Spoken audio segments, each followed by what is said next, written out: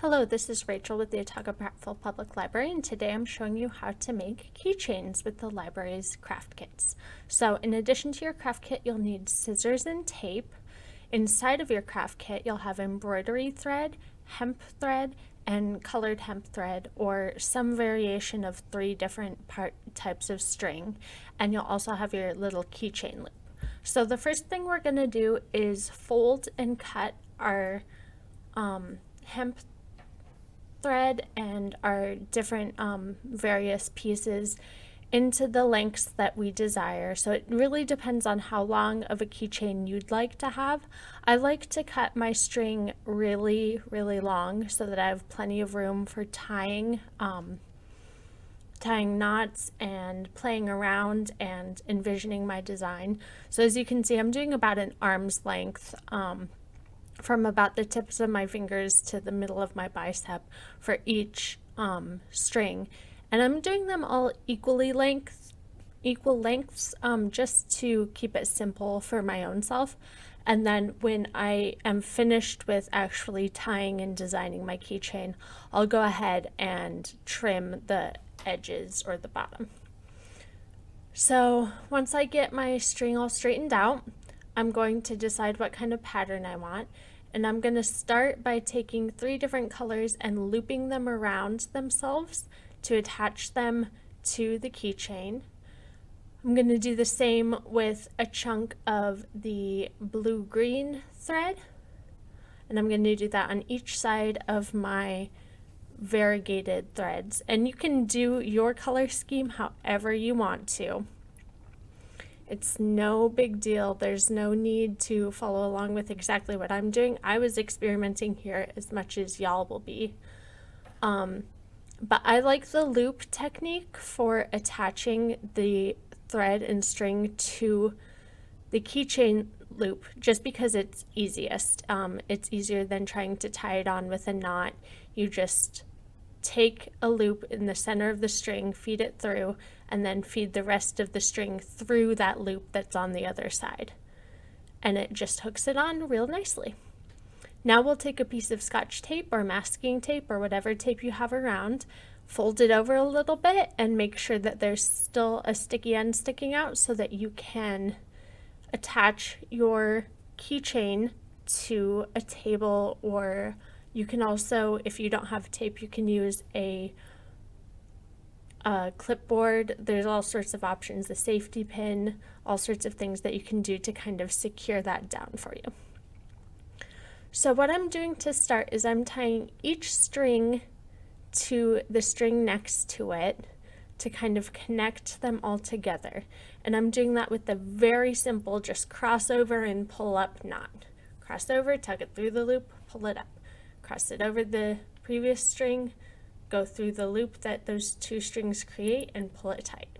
So I do that all the way to the center on one side, and then I'm gonna divvy it up a little bit and do the same thing on the other side. Cross it over, go through the loop, pull it up, just like you're doing the beginning steps of tying your shoes. So once I have them all secured, there are so many ways you can move forward with this. I decided to go ahead and use that same knot for this entire pattern. So I'm gonna continue tying the same type of knot for all of the different parts of this keychain. I'm just gonna do it with different combinations of the strings in order to make a different pattern. The first layer has been tied together. I'm happy with how that looks. And now I'm gonna work from the center a little bit to make sure that the 2 sides are incorporated together as well. Get that nicely tied. And now I'm going to, starting from the outside again, I'm going to take the outermost string and tie it one by one around each of the inner strings going towards the center. Once I get to the center, I'm going to stop and do the same thing on the other side. Now, this is just, like I said, one option of how you can create a sort of macrame effect, create some braided variegation and visual and textural interest in your keychain, I would highly, highly recommend doing a Google search for macrame keychain, DIY keychain, braided keychain, any of those key terms would be really good. And you can also go on to Pinterest and look up the same sort of thing. Tons of ideas there, tons of inspiration, and a lot of websites will have step-by-step visual instructions that color code how you move the strings, what order you can do it in, and different specific patterns that you can follow.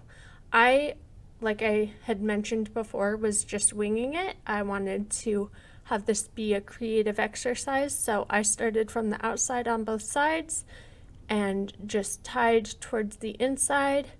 And then once I got a little further down, like I am now, I'm going to go ahead and create some more of a tassel effect by just tying a few of the strings together by looping one knot around several strings at once, and just tying that single string around the bundle of other strings several times to create a sort of fringe effect. Once again, I'm going from the outside, moving towards the inside. Same knot for this whole thing. But like I said, you can find specific patterns online. If you want to wing it, you absolutely can. Chances are you'll have enough material in your kit to make, with the string, you'll probably have enough material to make at least 2 keychains if you have a medium or short one.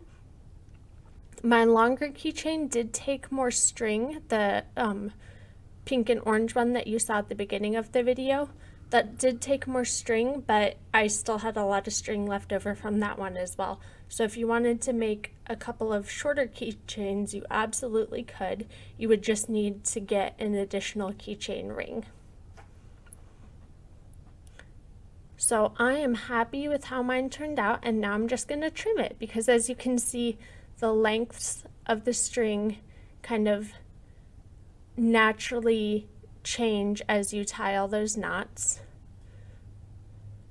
And I'm going to remove that tape, and there we have my finished keychain. And here's the long one I was talking about before. I used the same knots in that one, but in a different pattern. Thank you guys for joining me. Have a wonderful day.